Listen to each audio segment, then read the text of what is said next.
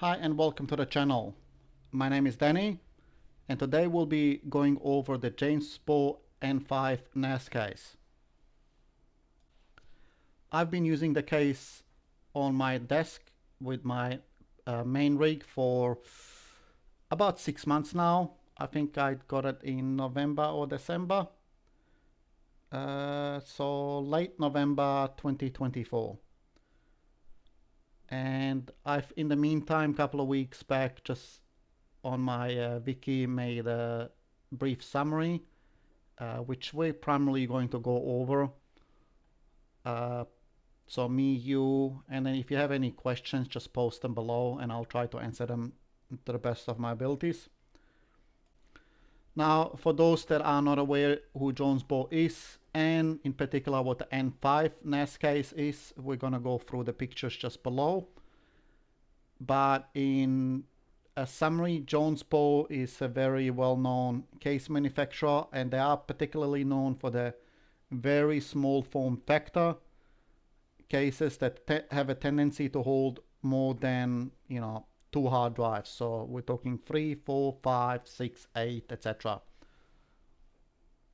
Now in this particular case, the Jonsbo N5 is capable of holding 12 3.5-inch hard drives and 4 2.5-inch hard drives. Now you could technically fit more inside if you wanted to, but I'll show you some of the pictures that it ends up being a tight fit, and the 4.5 internal hard drives, they're not really well positioned depending what other plans you had. They kind of just get screwed in and you hope for the best.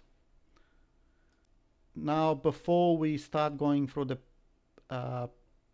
article here, this is what the Jonsbo N5 looks like.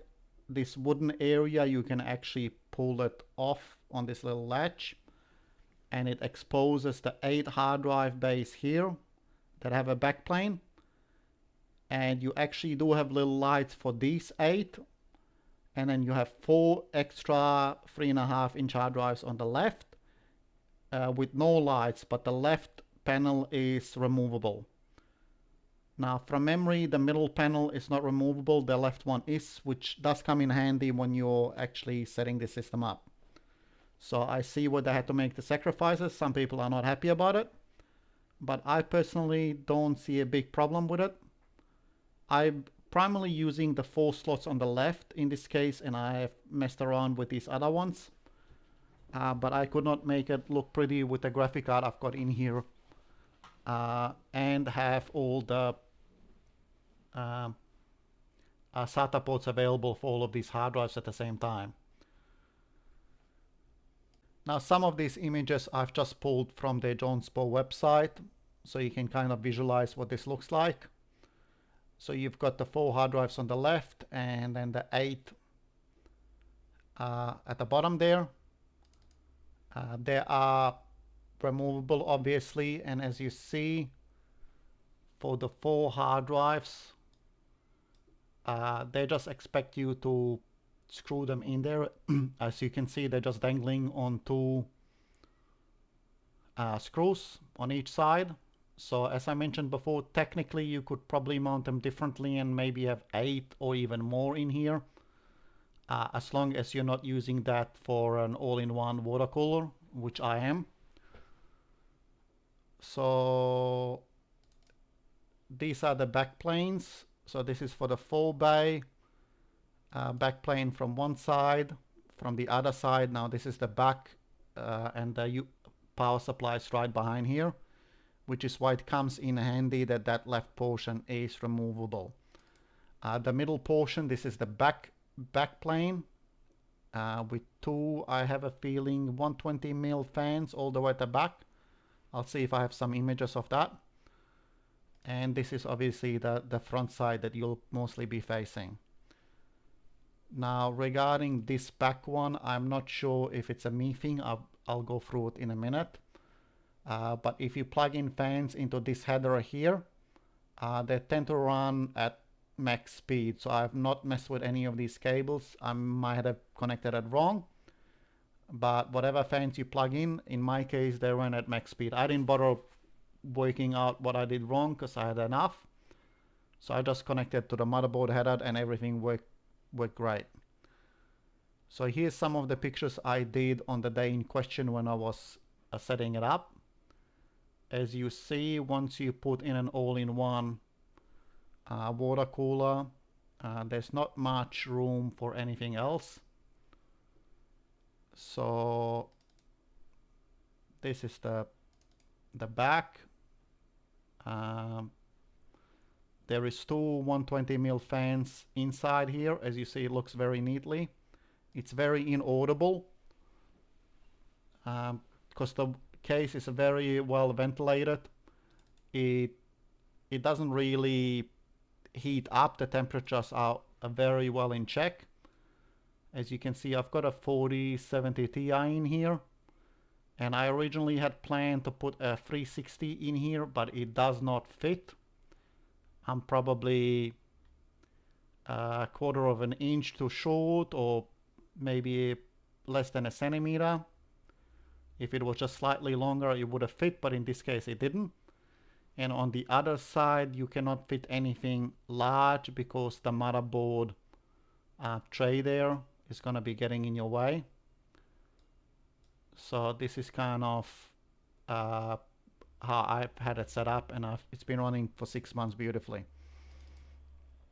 So this is the front picture. Again, the bottom part is removable.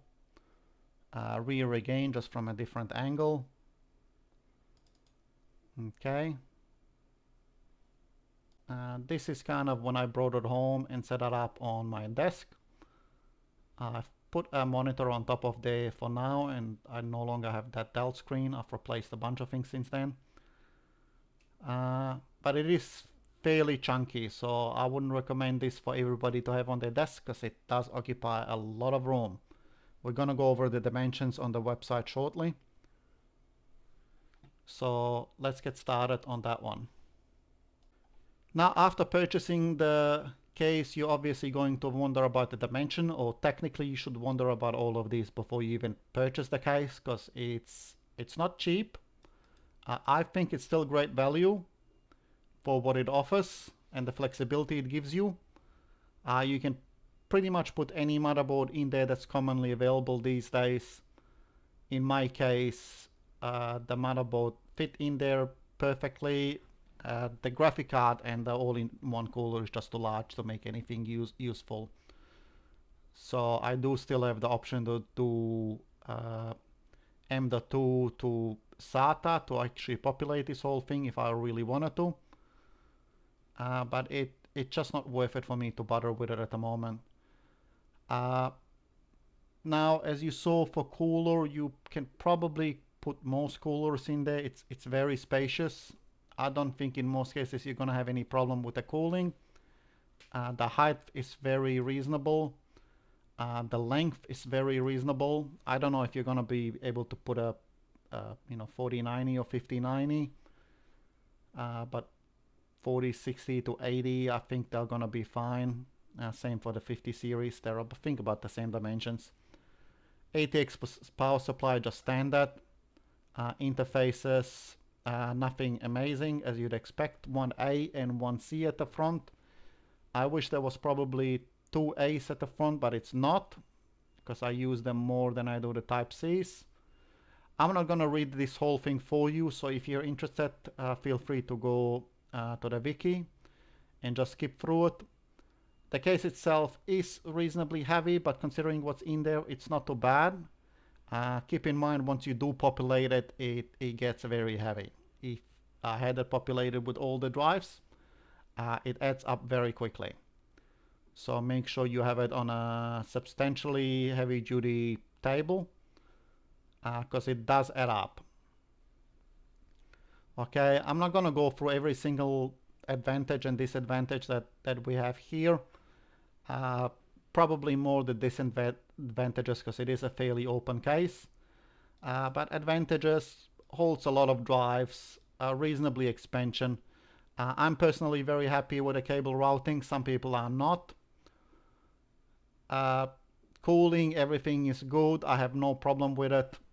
I probably would have spaced them out differently. maybe put a cooler at the front and run a different graphic card. But again, I just put the hardware I had in there, and that cooler that's actually in there currently I had to run out and buy because my previous 3060 one didn't fit in any orientation. It just wouldn't fit. So to the drawbacks. Now personally, besides it being huge, but again, you can have it be large and have capacity, or be small and be crammed and have heating problems. You cannot have both. Physics just are there to get in your way. Potential noise, because I do have mechanical hard drives in there. I do hear them ticking once in a while, especially if you make them work hard. So this will primarily depend on the hard drives you put in there, if they're faster, 7200 RPM or more, or if the enterprise hard drives, they're gonna be cranking it up there with the noise. I didn't find any problems with the inconvenient screw types. Now it does have, I don't remember the screw type that's actually holding the top of the case up, but they do give you, it's the one with the 6 or 8 corners. They're very tiny. The original fans that were in there were fairly noisy, so I just ran to the store and picked up some cheap, sorry, I knocked something over. That's the drawback of having computers everywhere. There flies an SSD. So I did put in some thermal take, whatever was on special at that time. There's 2 of them at the back. And that's it. A lot of my air intake is going to be from the all-in-one cooler on the left side. That is pulling in air and circulating it. But since the top is very open, there is a lot of air. It's just leaving the case. It doesn't stay in there long.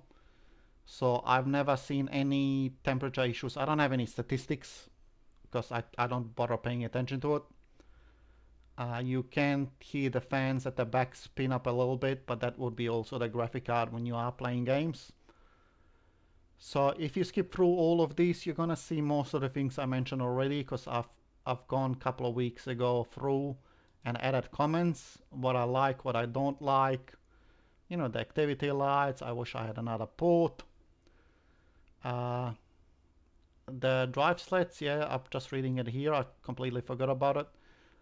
They're not flaky, they feel very solid. So when you push them in, they're very firm, which I guess that's got its good things, because they are rubber and firm, so you don't hear the drives vibrating.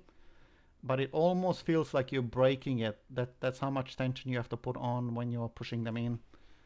Again, I've got this when it literally just hit the market, probably a couple of days after its release. I ordered it.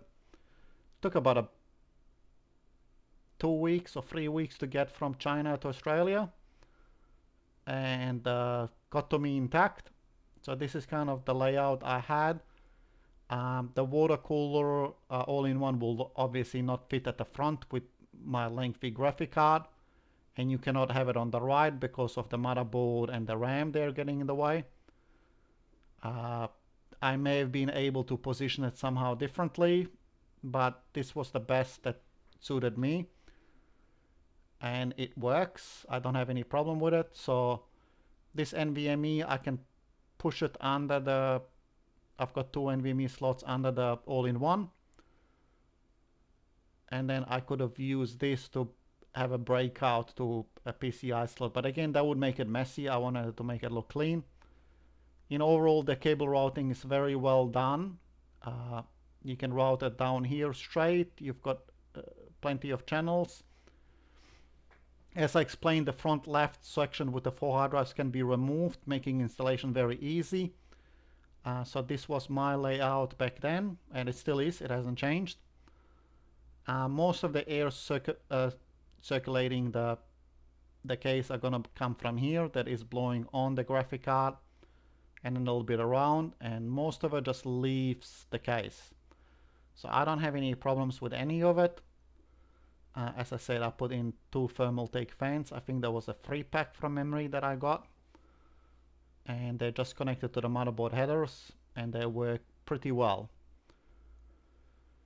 Okay, so if you found this interesting, leave us a like. Hope to see you here soon, and hopefully I have time to post more various videos, because I don't have a specific aim for the channel. It's kind of what I'm going through, what I'm using, what I'm deploying, what I'm testing with. And there's probably going to be some Casa OS and CASM videos in the future. And I've just made a recording for CloudSticks, and I am not sure.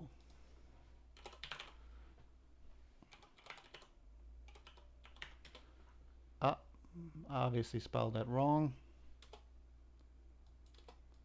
I'm not sure when I'm gonna be releasing the CloudSticks one. I'm probably gonna refilm it because I wasn't happy. They've got a promo here which ends on the 31st of March, so the calendar is clearly broken. And they're very good at updating their website. But in general, the product is pretty well. So I hope to see you here soon, and have a good day. Bye.